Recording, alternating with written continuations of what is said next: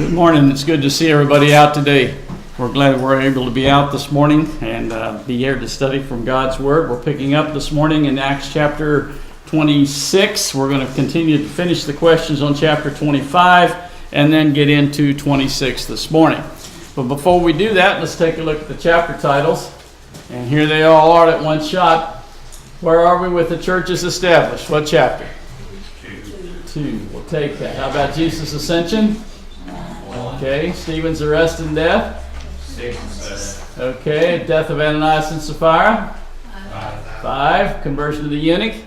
8. Conversion of Saul? 9. All right. Conversion of Cornelius? 10. All right. Paul's first journey? 13, 14. 13 and 14. Christians first in Antioch? 11. Okay. Paul's second journey? 17, 18. There you go. Persecutions of Judea? 12. All right. 12. First persecutions? 4. 3 and 4. Okay. Paul's third journey? 19, 20. 19 and 20. Jerusalem conference? 15. 15. Okay. Paul's arrest and defense? 21, 22. 21, 22. Paul's defense before the Sanhedrin? 23. All right. Before Felix? 24. Before Festus? 25. All right. Paul's defense before Agrippa? 26. There we go. Yeah, I don't have it on the list. 26 is what the title will be. Paul's defense before Agrippa. We're missing 16, by the way. Are we? Yeah. Jail. You're right. I'll fix that. Thank you. I'll fix that. I had to redo this to get it all crunched into one screen, and I just missed that one. All right, I'll take care of that. Thank you. Thank you. All right, we're finishing up. I think we got down to question 6 on the questions on chapter 25, if I remember right. Why was Agrippa in Caesarea?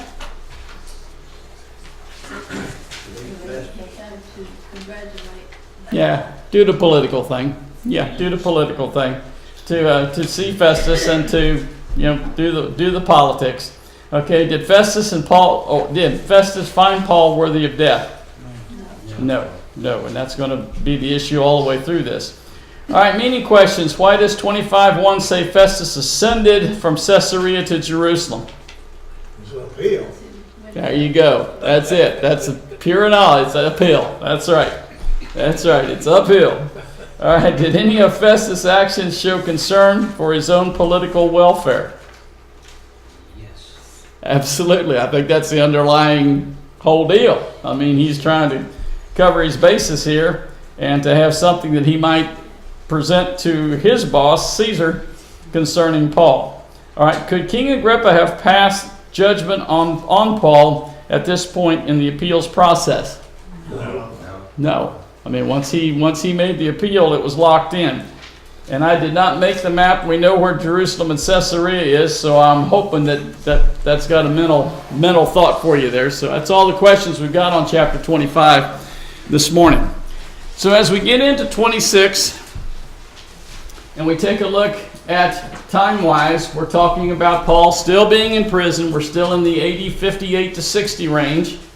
And so, 30 years or so after the time that the church has been established back in Acts 2, we're at this point where Paul is in prison and is in this situation relative to King Agrippa and to the others that he's already appeared before. Now, as we take a look at this morning, I mean, I could go through these verses and we could come away from this saying, okay, this is a wonderful speech. Okay? And basically it's all wonderful speech in that we have talked about this material on 2 other occasions. Acts chapter 9, Acts chapter 22. Talk about the account of the conversion of Paul, Saul and Paul at that time. Okay? And so we see that account listed now, this for the 3rd time. So we say, okay, why? What's the point? Anybody got any ideas? You would think we got it.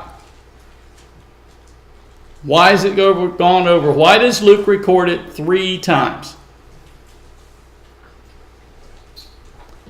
I Are all of our audiences, I'm sorry, go ahead. It was to different people. So we don't, so we don't, all right, I like that. So we don't forget. Go ahead. It was to different people every time. Here's the point, and AY's got it right here. We've got 3 different occasions. We got 3 different audiences that's involved here. Okay? All right. So what do we get out of it? Go ahead. Well, too, I think one thing that we get out of it is that Paul's story of his conversion stood true. Mm-hmm. Because every time it was discussed or reiterated here, it is the same story. His story don't vary. The people that are accusing him, they're not sure of anything that their accusers, like Felix and Festus, these guys, they're not sure of anything that they're accusing him of. They're just making a lot of accusations that they can't prove. Correct. But Paul is proving his conversion because his story is standing true among them. Okay, absolutely. And Paul's consistent in all of this. Now, what I want us to understand and see with this, as we look at this account particularly today, is that there are. We need to, if you can put yourself in this position, okay. Remember the people that are assembled here with King Agrippa. It's not just him. If you go back to chapter 25 and look at verse 23.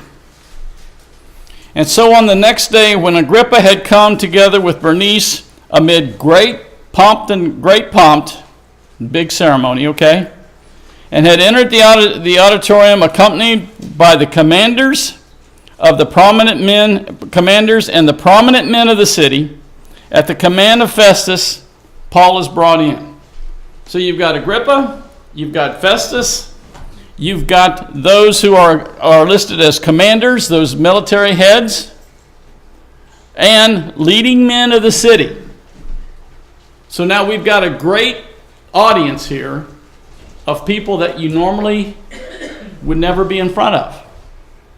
Okay? That you normally wouldn't have the opportunity to make this presentation to.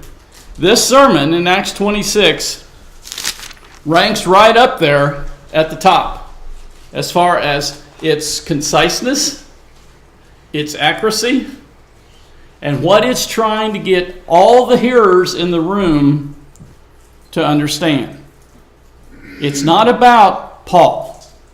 I mean, he's the topic, I get that. But it's about understand where I've been, what Christ did for me, and what he can do for you. And that's what this message in Acts 26 is going to be all about, in a very concise form. Now, when we look at all of the accounts, Acts 9, Acts 22, and Acts 26, okay, about the actual conversion of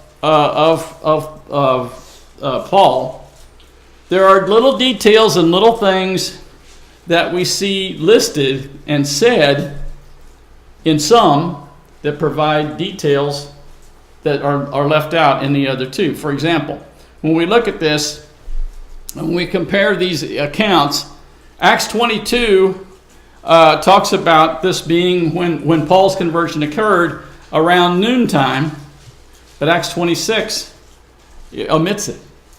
And I'm sorry, Acts 22 states it, Acts 22 says it, but it's omitted out of Acts 9. So those two chapters provide to us the time of day that happened. Secondly, in Acts 26 is the only account where the statement is recorded, it's hard for you to kick against the goads. Does anybody know what that means? Go ahead. It was a problem stick that they used to gouge like animals in the hogs to keep them going. Mm-hmm. And what did that make Paul be? In that illustration, what did Paul say about himself? I'm an unruly ox. That's what I've been. I needed a stick. I needed a punch from the stick to get me back in line and take me in the direction the Lord wanted me to go. That's what that statement talks about. And that he's talking about himself. I was that way. I was unruly. I needed to be straightened out and lined out and to pull in the direction that God wants me to pull. Paul compares himself to that. And not only that, it talks about kicking against the goad. He wasn't easy to get along with. He wasn't easy to get in going the direction that God wanted him to go. What happens to an ox if he doesn't move the first time when you poke him? You poke him a little harder? Yeah, well, all at once you pick up a ball bat and knock them down. Maybe you'll get their idea. Okay? That's the point. Paul says, I was an unruly ox. I needed to be prodded. I needed to be pulled back into direction with that illustration. Acts 26 is the only one that tells us that. The only of the three records is the only one that tells us that. All right, in Acts 26 also, the light that shined down not only shined on him, but who else did it shine on? All of it with him. Everybody that was there.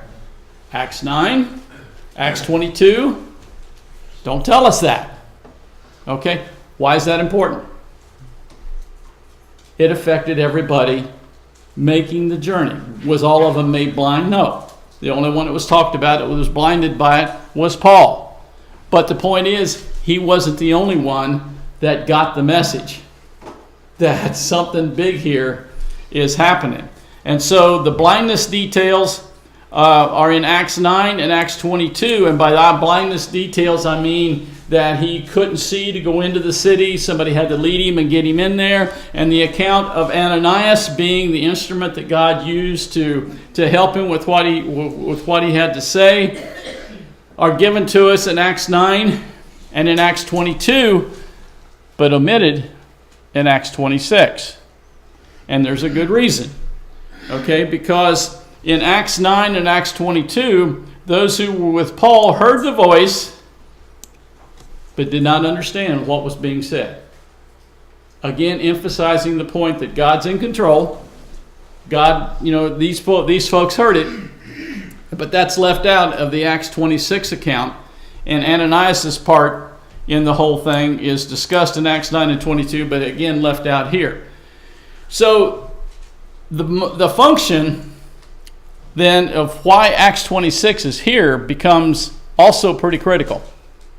Because these segments that we deem important as far as details, seeing the bright light but not understanding the voice, things that we normally talk about in this discussion, okay, really don't amount to anything.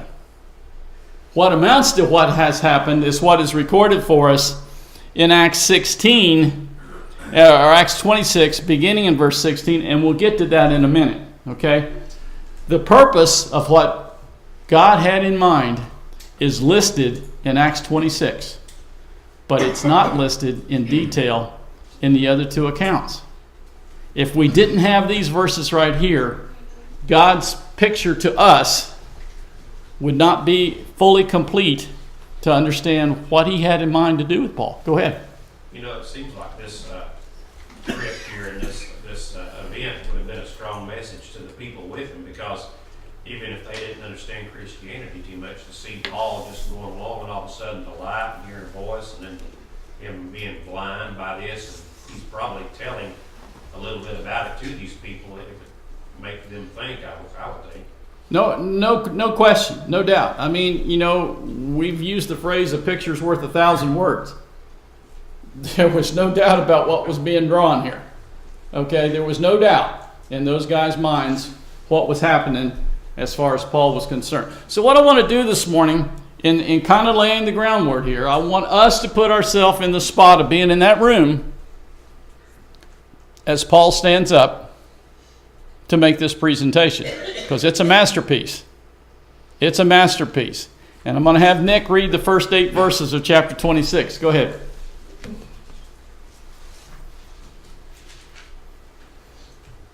Then Agrippa said to Paul, "You are permitted to speak for yourself." So Paul stretched out his hand and answered for himself. I think myself happy, King Agrippa, because today I shall answer for myself before you concerning all things of which I am accused by the Jews, especially because you are expert in all customs and questions which have to do with the Jews. Therefore I beg you to hear me patiently. My manner of life from my youth, which was spent from the beginning among my own nation at Jerusalem, all the Jews know. They knew me from the first. They were willing to testify that according to the strictest sect of our religion, I was a Pharisee. And now I stand, now I'm judged for the hope of the promise made by God to our fathers. To this promise, our 12 tribes, earnestly serving God night and day, hope to attain. For this hope's sake, King Agrippa, I am accused by the Jews. Why should it be thought incredible by you that God raises the dead? Okay. Paul lays the groundwork right here in a very beautiful form. Okay? He takes this, and again, he's in front of people who can kill him. So you just don't write it roughshod in there and, you can cut your throat before you ever say the first two words. Paul knows how to work the system. Okay? And so that's what he does. And he makes Agrippa understand that I'm pleased that you can hear what I have to say, because first of all, I know you know the history of the Jewish nation. Remember the Herods that we talked about. This goes all the way back to the birth of Jesus, the Herods who had all the babies killed and all of that, up to Agrippa at this point. They knew well the lineage of Jesus. They knew well the history of the Jewish nation. And Paul's thrilled to death to be able to stand here and make this presentation. So what he does, and he begins with this, is that, so then all the Jews know my manner of life from my youth up, which from the beginning was spent among my own nation and Jerusalem, and they knew his background. He says, you know my background. What does that say?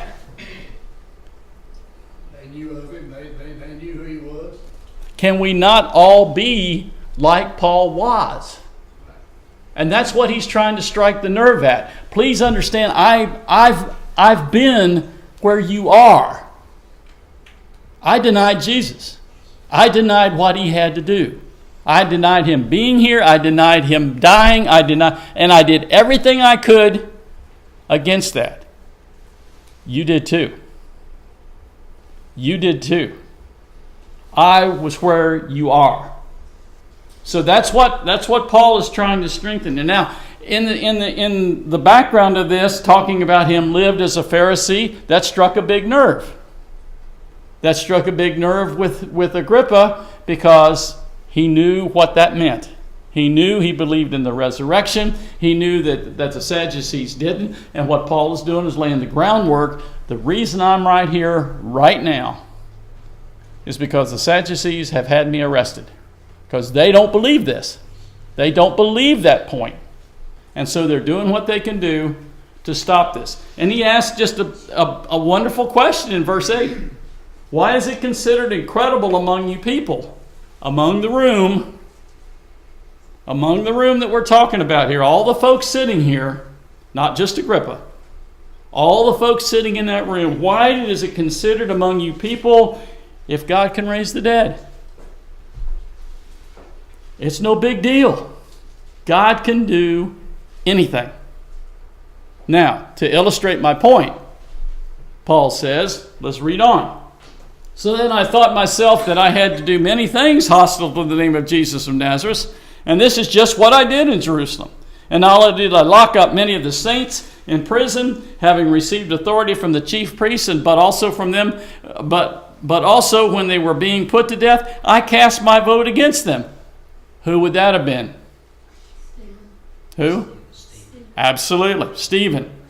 And as I punished them often in the synagogues, I tried to force them to blaspheme and to bring furiously enraged at them. I kept pursuing them even into foreign cities. And while thus engaged, as I was journeying to Damascus with the authority of the commissions of the chief priests, at midday, O king, I saw on the way a light from heaven, brighter than the sun, shining all around me and those who were journeying with me.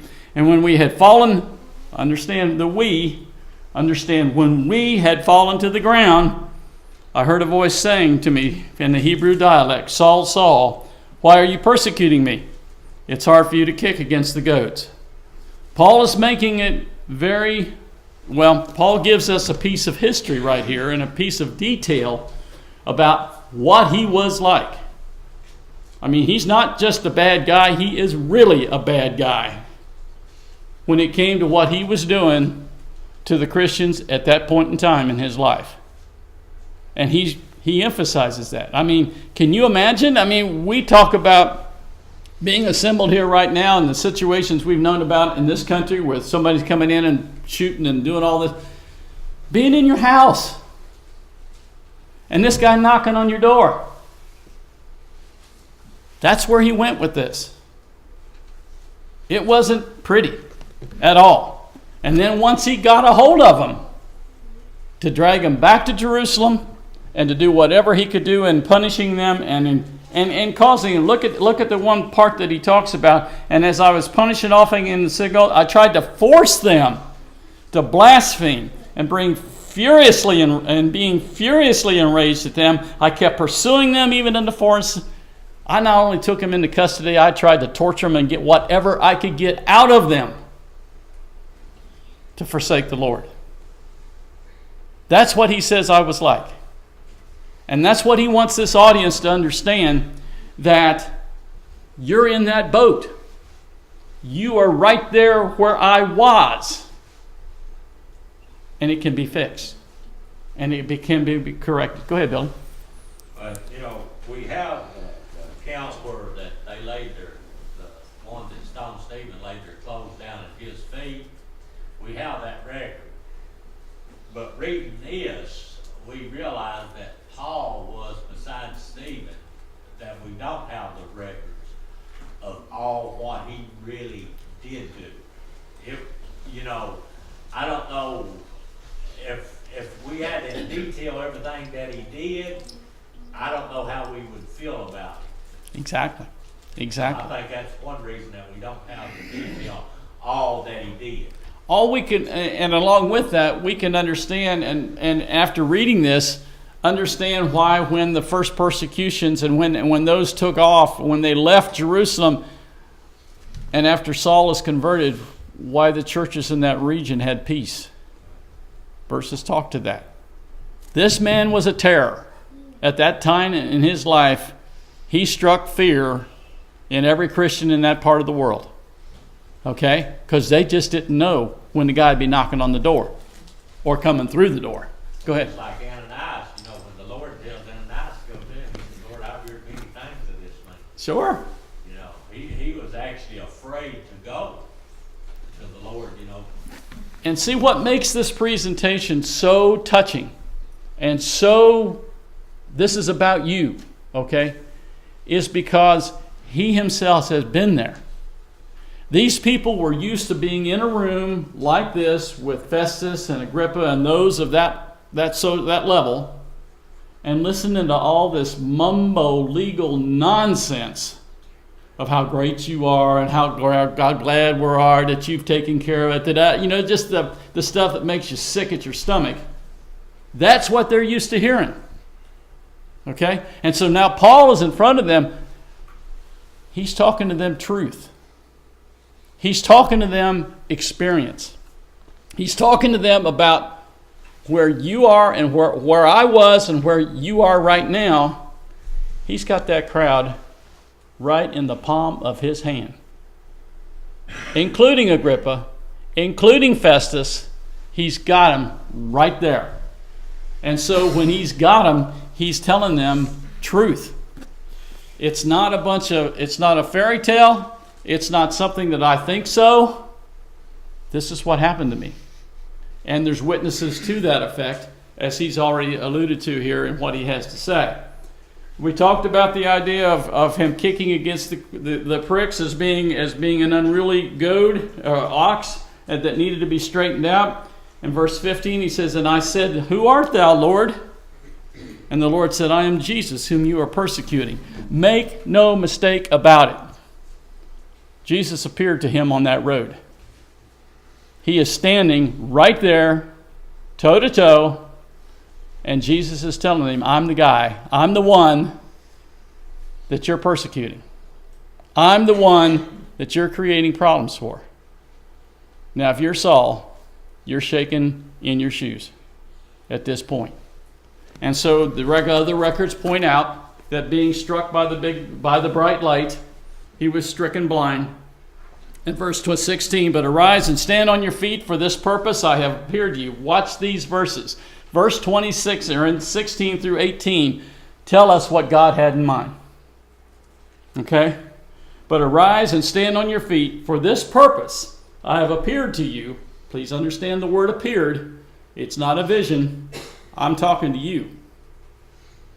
Jesus is talking to him and saying, I've appeared to you and to appoint you a minister and a witness not only of the things which you have seen, but also the things in which I will appear to you, delivering you from the Jewish people and from the Gentiles, to whom I am sending you, to open their eyes, so that they may turn from darkness to light and from dominion from Satan to God, in order that they may receive forgiveness of their sins and an inheritance among those who have been sanctified by faith in me. That passage is not in my chapter 9, and it's not in chapter 22. And the reason it's not is because Paul's right here with this group of folks saying, this you can fix yourself. You can fix what's going on in your life if you will. If you will. I am living, breathing proof that it can happen. Go ahead. He said to him, I'm sending you now, too. He didn't say, you're going to have to wait. He said, now. Right, and he talks about that because when he says that, verse 19, as he picks that up, and thank you for that lead-in. Consequently, King Agrippa, I did not prove disobedient to the heavenly vision, but kept declaring both to those in Damascus, that's where he was going if you remember, to imprison those that he could find, first in Damascus first, also at Jerusalem, and then throughout all the region of Judea, and even to the Gentiles, that they should repent and turn to God, performing deeds appropriate for repentance. For this reason, some Jews seized me in the temple and tried to put me to death. Paul says, this is why I'm standing right in front of you right now. It's not because of anything I've done wrong. It's because I have tried to teach about the Lord, teach about him being resurrected, and through his own experiences, and then declaring what his purpose was, what Jesus told him that he was to do. Consequently, Lord, I did not prove disobedient. How could you? The Lord is standing right in front of you now saying, this is what your job is. And this is what I want you to do. And so he makes that presentation and he says, now, in light of all of that, that's why I'm standing here in front of you right now. And that's why you're hearing what I have to say. And so having obtained help, verse 22, from God, I stand on this day testifying both to the small and the great. I'm talking to everybody in this room. There's no big I's and no little U's. I'm talking to everybody in this room.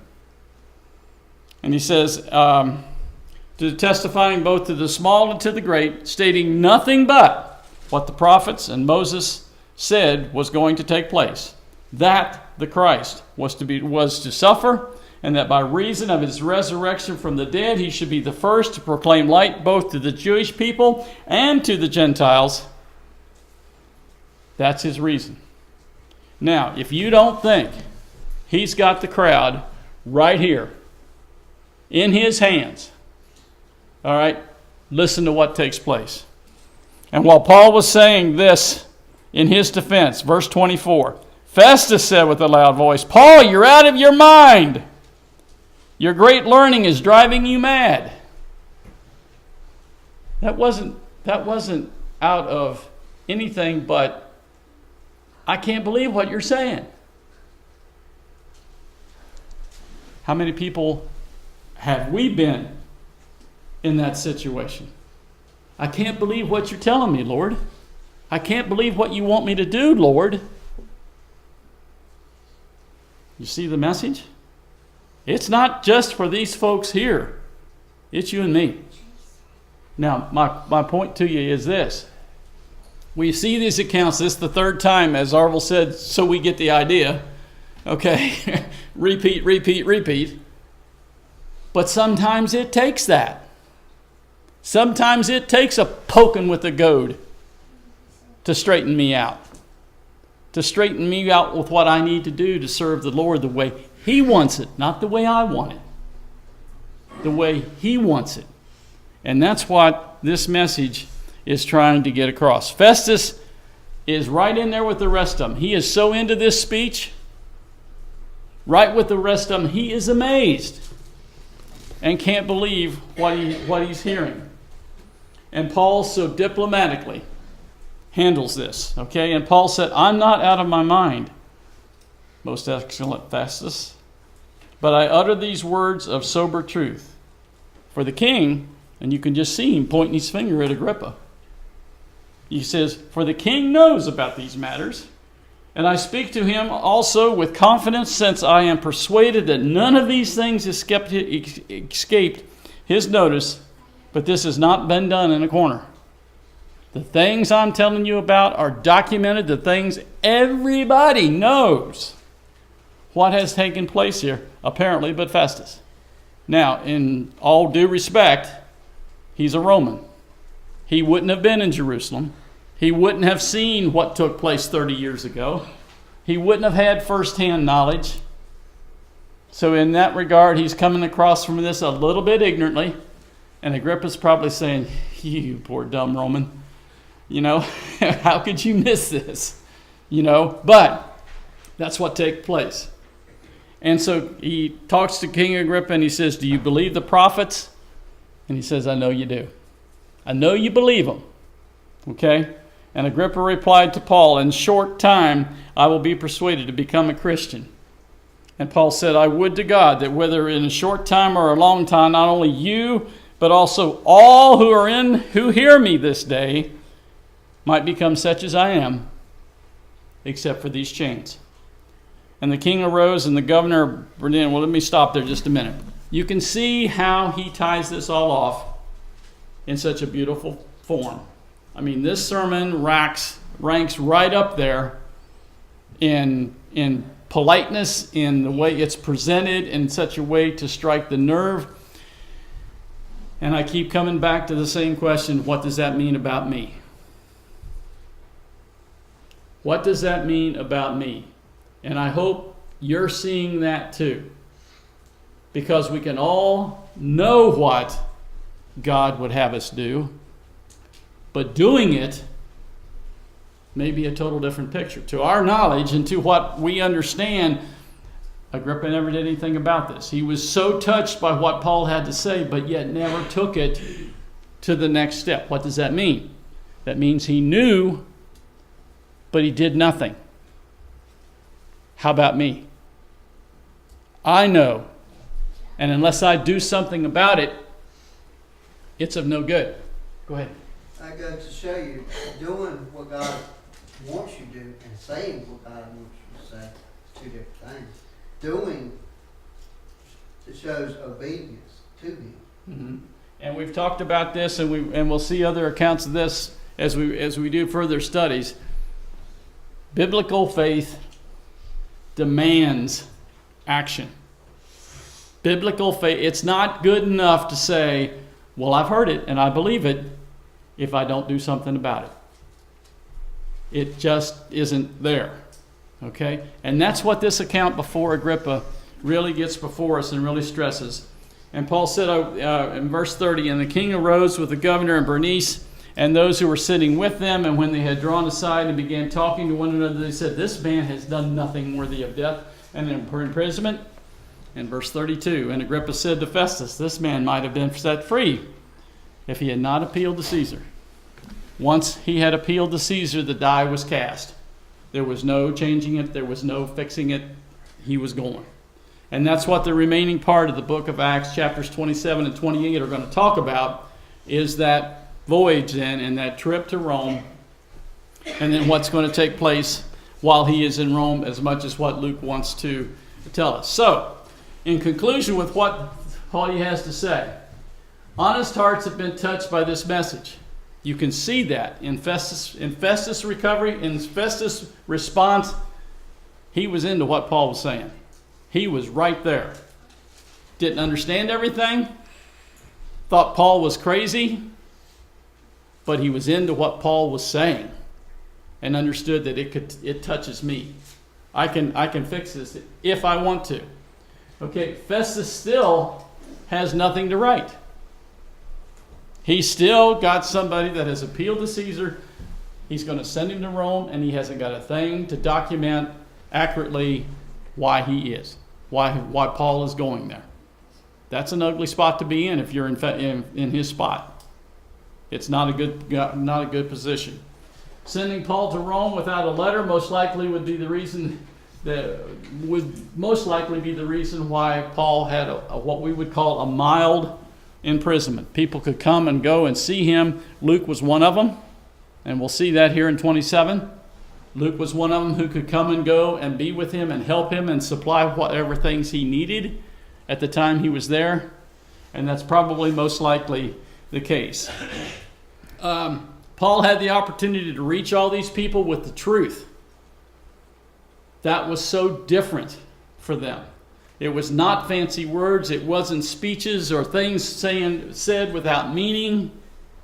He had all the listeners listening to every word that he had to say. That's why 26 is here. It's a touching chapter when you put it in the context of what Paul is trying to accomplish. It is touchless if we don't see what it means for me. If we don't see what it means for me. I can know this stuff inside and out. But if I'm not applying it, I'm no better than Festus. I'm no better than him. So what my point is, and that's what Paul's point is with this, as he takes this opportunity to rehearse this, listen to where I've been, because I've been a lot worse than you. See how the Lord brought me out of this by poking me with the stick. And please understand where I am now, standing before you. And you can fix this too. And that's what his sermon's about. We're out of time this morning. We'll do the chat. We'll do the questions Wednesday night, first thing on chapter 26, and then start the journey to Rome on chapter 27. Appreciate your help this morning. Thank you so much.